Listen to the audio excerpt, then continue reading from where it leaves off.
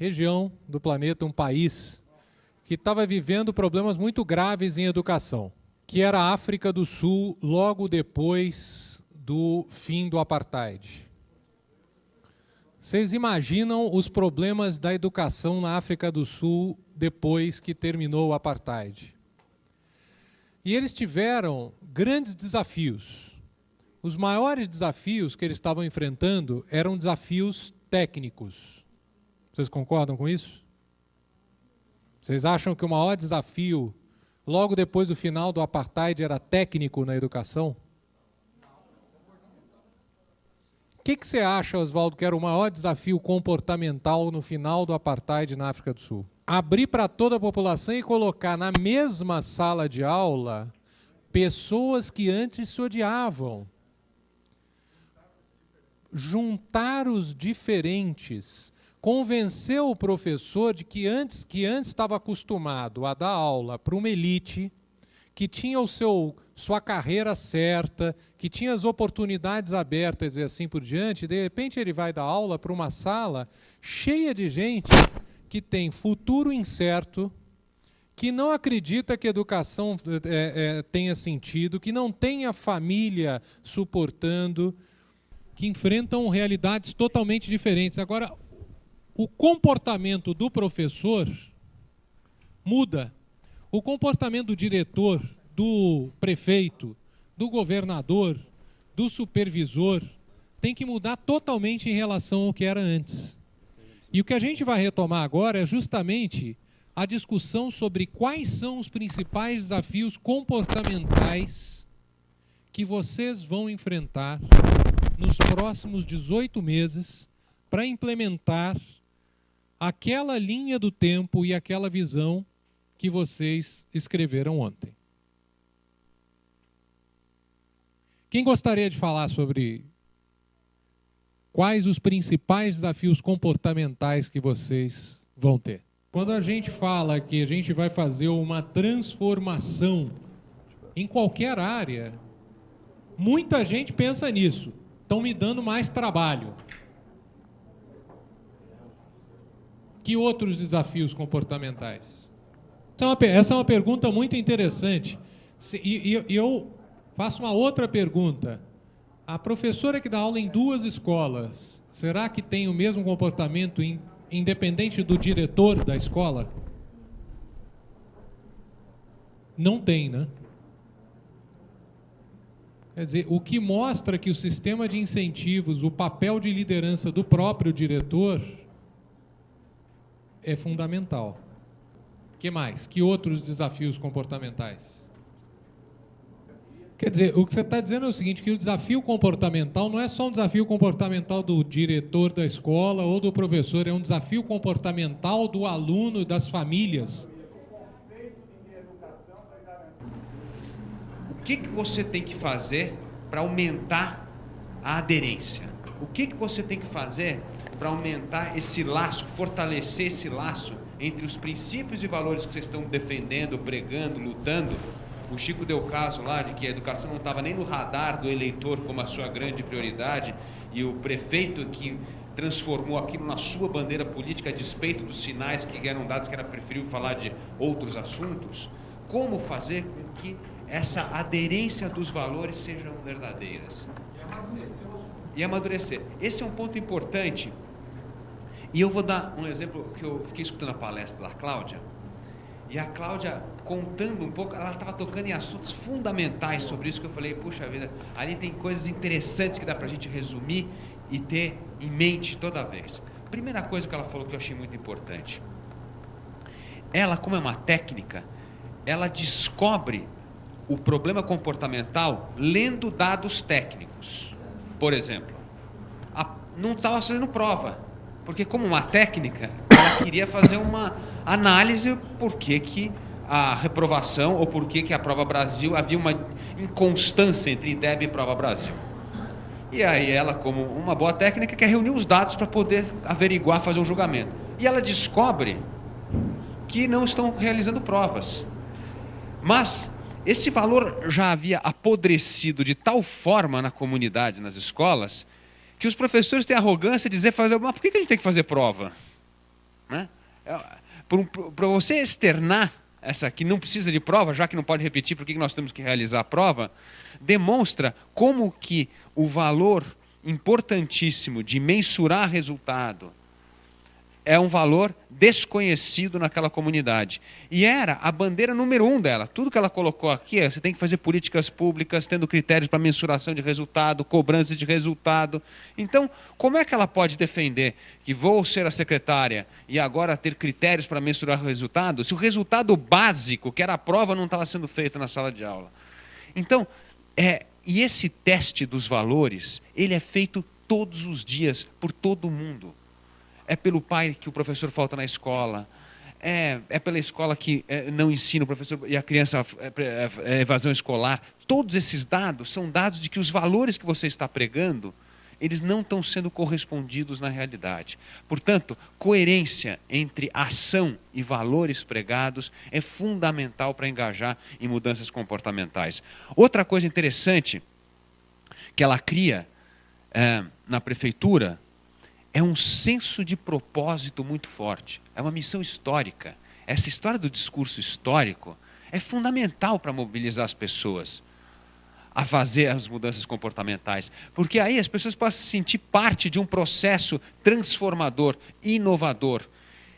E todo mundo que tem um real interesse naquele assunto quer fazer parte disso. Você não quer perder essa chance. Um exemplo mais nítido do mundo hoje é o Obama, né? Todo mundo quer ser membro do governo do Obama, porque sente que é um momento histórico de mudança nos Estados Unidos. E todo mundo quer fazer parte da história, é óbvio. Isso faz parte das pessoas. As pessoas querem amanhã dizer assim: puxa vida, eu participei desse governo, eu participei da revolução na educação na minha cidade. Então, um senso de história, de causa, ele é fundamental para desencadear uma mudança comportamental. A outra coisa muito interessante é como que esses sinais dos valores e do senso histórico são passados em ações do dia a dia. Ou seja, na hora que ela decide escolher novos diretores, ela podia ser como secretária, chamar os novos diretores, nomear os diretores e acabou. Não.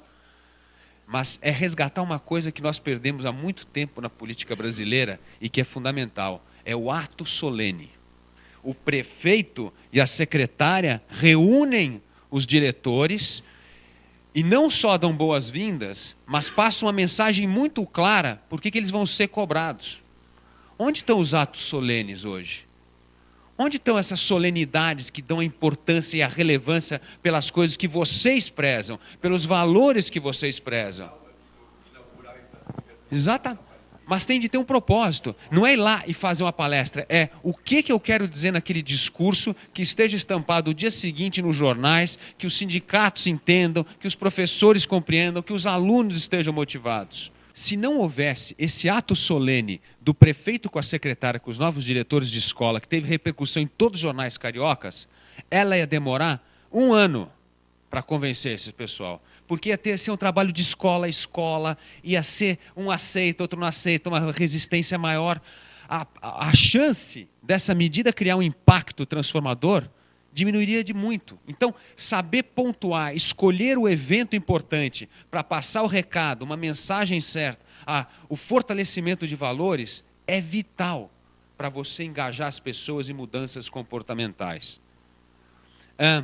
E, finalmente, o último ponto muito importante, e é interessante, nós, observando que estudamos essa questão da liderança, observando os líderes aqui falando, quantas coisas, como que o conceito e a prática estão juntos, e às vezes de uma forma inconsciente, a pessoa não sabe, ela está fazendo, mas ela não está consciente do que ela está fazendo. Mas é interessante, e isso é importante, que mostra quando os valores estão realmente imbuídos na pessoa, que você passa a ter de forma espontânea essas ações, você não precisa estar com o PowerPoint pronto, planejando a sua ação, aquilo começa a nascer de forma natural.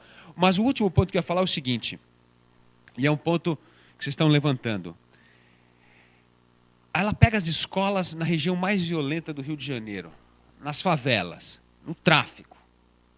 Qual você acha que é a autoridade do governo na favela onde o tráfico controla? Chega e fala: eu sou do governo. Governo não existe na favela.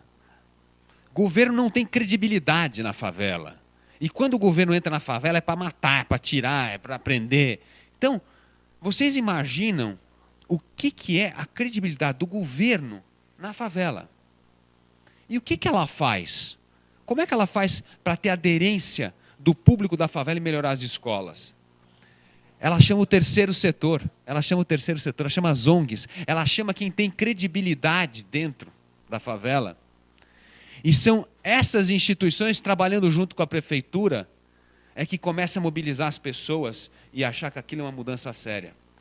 Ela não tem a prepotência de achar que o governo, em todas as ocasiões, tem a capacidade de mobilizar, realizar, impor mudanças comportamentais. Ela descobre parceiros. Isso aqui, gente, é uma coisa muito importante, que quando a gente está no poder, a gente esquece de mobilizar outros players fundamentais que estão fora do poder, mas que têm muita credibilidade numa base específica. Então ela vai buscar as ONGs que já operam no morro, que já lidam com criança e violência, para ser o agente de transformação dela, para passar os valores que ela está pregando em outros pontos do Rio de Janeiro e inserir na comunidade da favela e mudar. Porque nós esquecemos que o leque é muito maior do que aparenta. Não é só o secretário, não é só a máquina do governo. Tem muita gente, vocês têm muitos soldados rasos que querem trabalhar de graça, como ela disse, dentro de um projeto importante, quando elas acreditam na causa. Tem muitas ONGs e gente do terceiro setor que querem se engajar na causa de vocês e só estão esperando uma mensagem de que aquilo é para valer, que aquela mudança, vocês realmente acreditam nelas. Então, eu acho que vocês refletindo sobre as mudanças comportamentais, com essas experiências de um caso que nós pegamos aqui da Cláudia, é fundamental para começar a pensar que maneiras iniciar mudanças comportamentais na sociedade, na educação, utilizando os vários players. Às vezes você vai ter que chegar para o prefeito e falar assim, eu preciso de você nesse ato solene para passar essa mensagem. Ou às vezes você tem que procurar uma ONG que tem uma influência muito grande, que é o seu melhor mediador. Se o prefeito fizesse um ato solene na favela, não ia adiantar nada, porque ele não é autoridade reconhecida lá dentro. Então, saber usar esses mecanismos é vital para vocês poderem fazer mudança comportamental, por favor. Você sabe que uma vez, o João Moreira Salles, que é um documentarista, fez um documentário que foi uma polêmica na favela. E ali tinha uma frase muito importante, que uma pessoa disse, que perguntavam por que os movimentos evangélicos, eles entram nos morros, eles conseguem se estabelecer rapidamente, e era uma reflexão, por que eles conseguem isso? E é interessante, uma pessoa, eu me lembro uma única linha do filme que falava tudo, ele falou assim, eu só me sinto cidadão em 2 lugares, na igreja e no supermercado. Ele falava, porque me tratam como cidadão. Na igreja eu sou alguém, eu sou uma pessoa importante, eu não sou menosprezado, ter que ficar numa fila, eu não sou maltratado na escola, e no supermercado que ficam me cortejando, querendo me dar crédito, querendo fazer que eu compre um produto a crédito. Então, é os 2 momentos que eu me sinto cidadão. Olha que coisa impressionante. Ou seja, é uma pessoa, como você está dizendo, Sartori, de contexto, ela não se sente esse lado de pertencimento nenhum. Ela acha que o governo está indo lá para infernizar a vida dela. Entendeu? Então, é importante esses... Fala, Gonzaga. Nós estamos falando em mudança de comportamento. E eu acho também que é muito importante você perceber quando está acontecendo alguma coisa diferente que um funcionário seu, um professor começou a fazer, e aquilo está dando certo. Em Tatuí, nós temos um dos bairros mais de IDH mais baixo, um professor de educação física, nosso, ele começou a perceber que as mães levavam os filhos para a escola e ficavam ali na frente fofocando. Um dia, ele convidou as mães para fazer ginástica na quadra de esporte. E aquilo foi pegando, as mães começaram a frequentar e tal. E eu fui assistir, e coincidentemente eu assisti um dia uma demonstração das mães ali. Cheguei para a secretária e falei, isso tem que multiplicar. Por exemplo, de uma mãe, ela mudou do bairro, mudou para um bairro oposto. Ela vinha a pé, andava 4 quilômetros a pé para participar. Emagreceram, ficaram bonitas, começaram e hoje é a escola que tem a maior participação das mães. A diretora precisa de fazer qualquer movimento, né, qualquer campanha, chega na aula das mães ali, imediatamente elas entram. Você sabe, Gonzaga, tem 3 mudanças comportamentais que eu vi aí. Olha só. Uma, envolvimento da comunidade. Mas não esperar que a comunidade se envolva. A postura proativa para o diretor entender qual a função dele. A função dele... quer dizer, será que todos os nossos diretores entendem o que se espera dele? O que se espera? Só esclarecer, isso é uma mudança comportamental. O cara entendeu o que se espera dele. Segunda mudança comportamental. Ver o que outras escolas estão fazendo. Isso é uma segunda mudança comportamental. Porque não tem uma regra para isso. Você vai ter que ver o que 5 escolas estão fazendo. Não, isso é uma predisposição comportamental daquela pessoa. Terceira mudança comportamental. A sociedade começou a ver a escola. Eu acho que esse é um grande desafio que, inclusive, o Brasil todo tem. E o Todos pela Educação, uma das funções é essa. Fazer com que a sociedade olhe para a escola de tal forma a amadurecer a questão de que nós precisamos melhorar a nossa educação.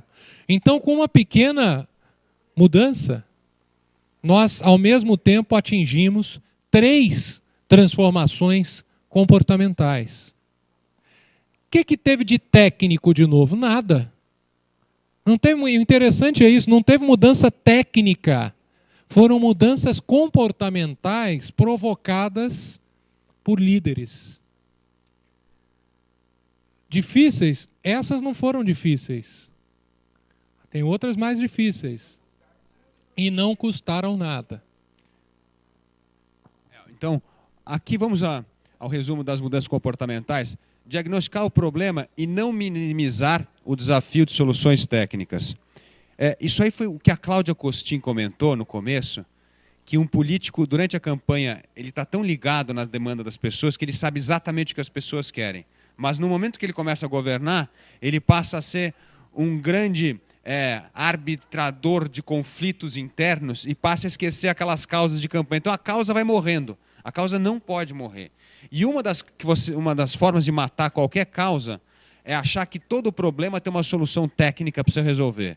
Isso significa minimizar os problemas comportamentais. Então você acha que para resolver o problema da escola é só mandar melhorar a merenda, é só reformar a quadra poliesportiva que você vai resolver o problema. Não é. Então, soluções técnicas não podem servir como minimizador de problemas comportamentais.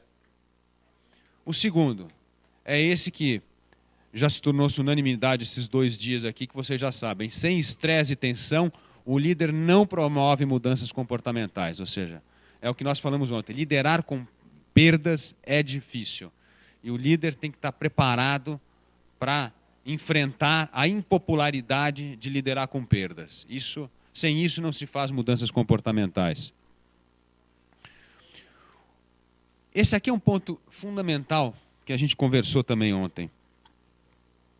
Os liderados sempre procuram no líder proteção e segurança. E o que é proteção e segurança que as pessoas procuram em vocês? Respostas para as perguntas e para as aflições delas. Elas acham que vocês sabem tudo. Então, se elas estão com um problema, elas querem uma resposta concreta. Elas não querem que vocês cheguem para ela e falem assim, não, eu não tenho a resposta, nós vamos ter que buscar uma solução em conjunto e você vai ter que mudar o seu comportamento. É a coisa que elas mais odeiam no líder. Ela fala, então você não é líder. Né? Então, esse é um ponto muito importante. E como é que você lidar com esse problema?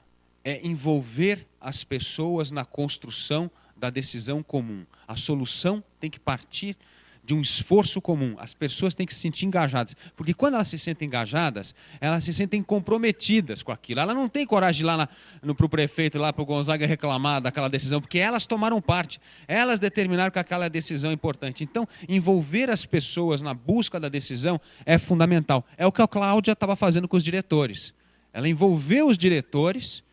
Aí eu quero ver o diretor. Ela estava me contando um pouco antes da nossa palestra, como é que ela faz com os vereadores do PT, que agora são governos na coligação, que tentam ir contra ela. Fala, mas nós somos governo, nós temos que criar uma solução comum. Então, ela envolve as pessoas, dá o trabalho de volta.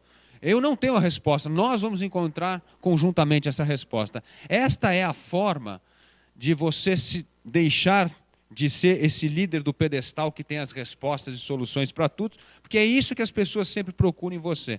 Todo mundo que entra no seu gabinete quer uma resposta para um problema, para uma aflição ou para uma dificuldade. As pessoas, elas podem ficar bravas se você dá uma má notícia, mas se for real e sincero, se aquela explicação for convincente, ela desarma também a pressão. Agora, se ela se sentir enrolada, aí está perdido. Porque ela vê que aí tem duas coisas. Tem a má fé que você está enrolando, você está postergando uma decisão que você não quer tomar, né? E ela sente que você não está identificando ou simpatizando com o problema ou com a dificuldade dela. Se ela sentir que você não está simpatizando ou identificando com o problema dela, você criou um inimigo. Então, é melhor você, às vezes, falar, olha, não vai dar para atender o seu pedido por essa e essa razão. Ela pode ficar chateada naquele momento, mas ela pode compreender. Se ela se sente enrolada, ela se sente enganada e sente que você não está solidarizando com a dificuldade dela, né? Esses são os sintomas clássicos que você encontra quando você quer fazer uma mudança comportamental. Primeira reação das pessoas é ignorar o que você fala. Fala, bom, o prefeito está falando isso hoje, amanhã ele já esqueceu esse discurso. É só dar um tempinho que ele esquece. Então é simplesmente ignorar o que você está dizendo. Você fala, minha prioridade é educação, tal, ele ignora, daqui a pouco ele sabe que você não está mais falando aquilo. A segunda mudança, ou reação, é o marginalizar. Marginalizar é uma coisa muito dolorosa e complicada. Ou seja, você começa a ter aquele núcleo que quer fazer a transformação e começa a ser sabotado por outro grupo. Ou seja, o sindicato vai lá contra, tenta não aparecer na assembleia, ou o professor não aparece. É a falta de comprometimento. Isso aí vai marginalizando os seus líderes de mudanças transformadoras. Então começar a fazer campanha contra a secretária, tentar derrubar a secretária, tentar marginalizar a secretária a um ponto que ela se sente frágil e o prefeito vai demiti-la. Né? Então, tem que tomar muito cuidado com a marginalização. Essa é uma reação muito comum. A terceira é a sedução.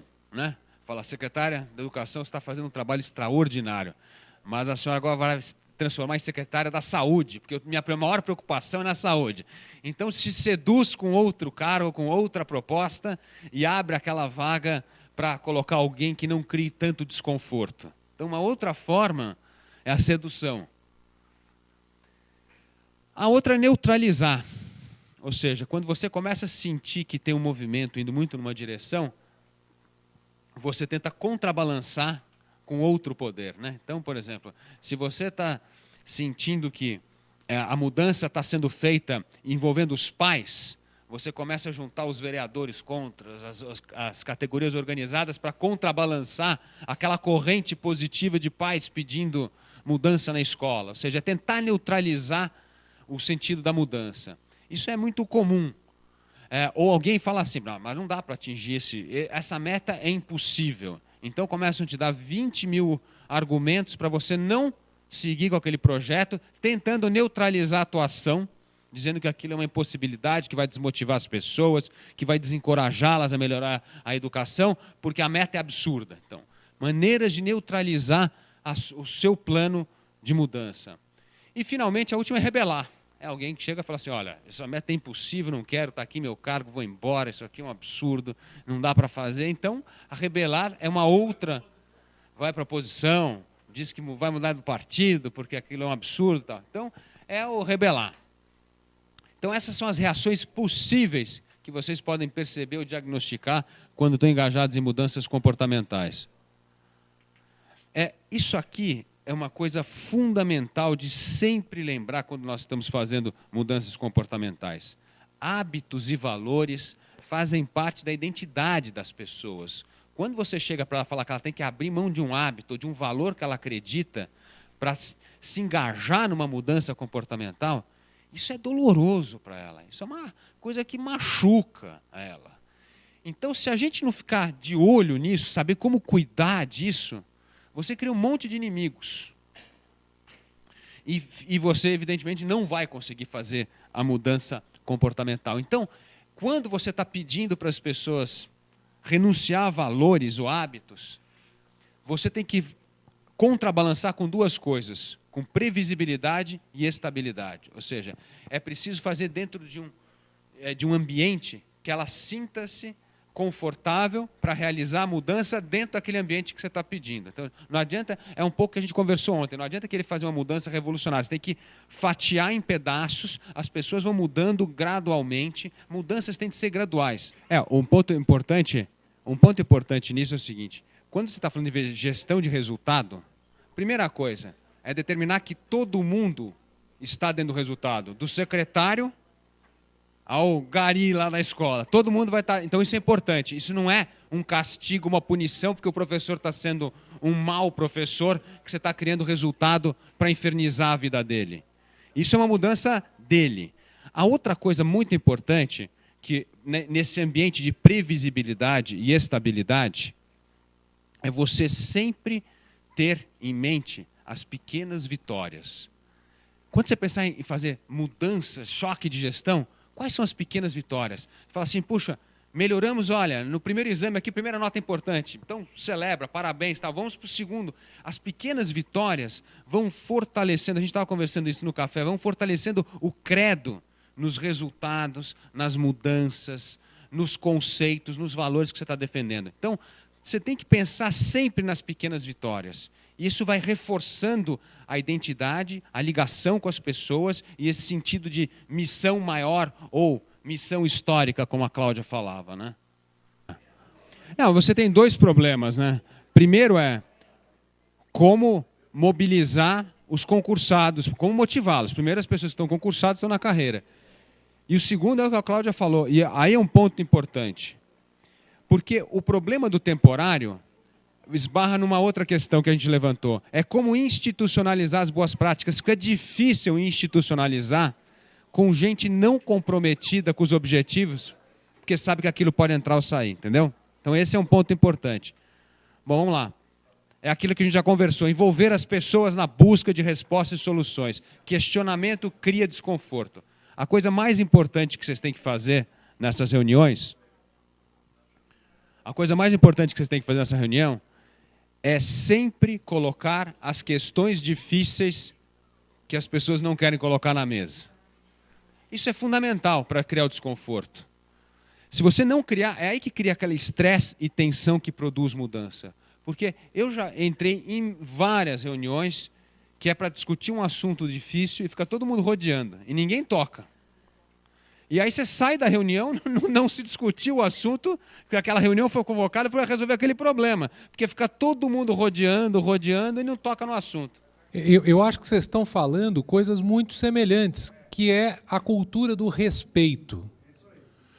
É respeitar o professor e exigir o respeito do professor também em relação aos alunos, em relação à sociedade e assim por diante. Agora, uma coisa eu aprendi, não existe.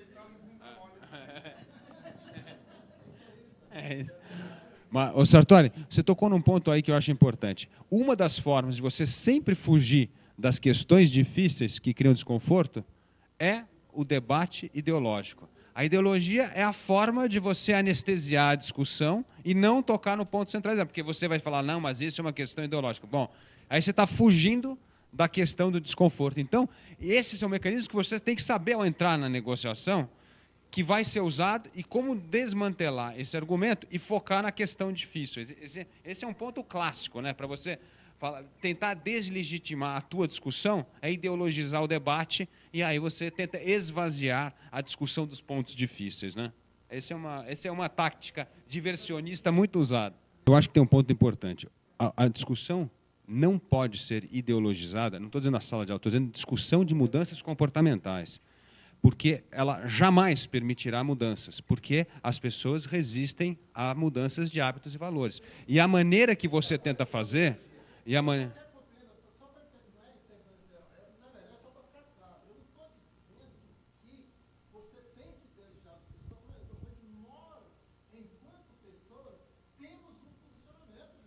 Não, posicionamento, lógico que tem.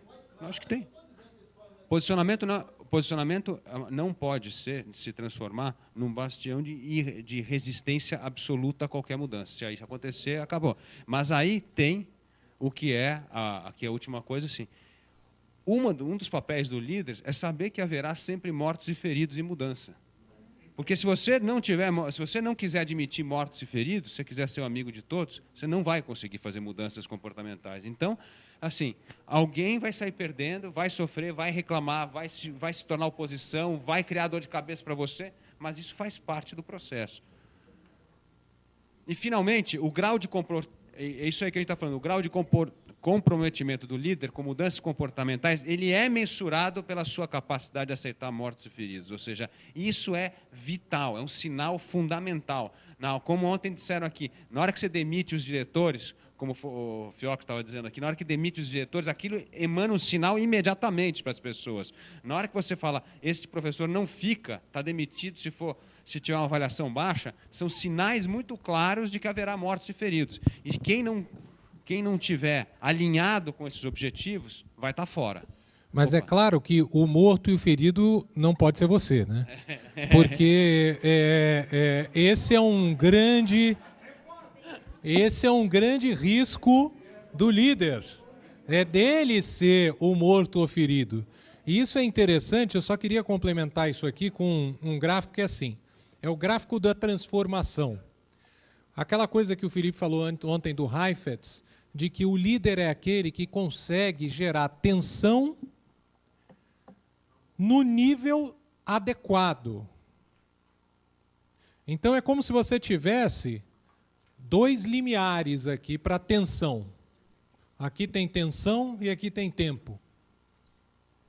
Você começa sem tensão, aí você quer fazer uma mudança comportamental. A tensão sobe. Só que acima desse limite superior, você gera intolerância. Aí você que é morto ou ferido, porque aqueles 5 fatores ali, sedução, neutralização, etc., acabam te matando. Então você tem que equilibrar a tensão para ela ficar aqui no meio. Porque se ela estiver aqui para cima, você tem intolerância, as pessoas não aguentam isso. Aqui é o momento de você usar o argumento da ideologia, por exemplo. Se a tensão estiver muito alta, você fala, não, olha, começa a colocar panos quentes, se estiver muito alta, insuportável a ponto de estar explodindo e pôr a perder toda a sua transformação. Aqui embaixo, você tem o não aprendizado. O processo não gera aprendizado nas pessoas e, portanto, não gera transformação. Quando você está aqui, você tem que trazer as questões duras. Você tem que trazer os pontos difíceis para elevar a atenção. Aí você vai elevando a atenção, se ela estiver passando aqui, esse é o trabalho do líder. É manter a atenção nessa faixa daqui. Então, agora, que a gente já vai passar para o Marcelo Neri, é pensar o seguinte, vocês acham que hoje a atenção para mudanças transformacionais na educação no seu município está aqui no ponto da transformação? Está na intolerância ou está no não aprendizado? Então, uma das coisas que vocês vão ter que fazer logo que voltar nos seus próximos 100 dias, digamos, é garantir que a atenção esteja aqui.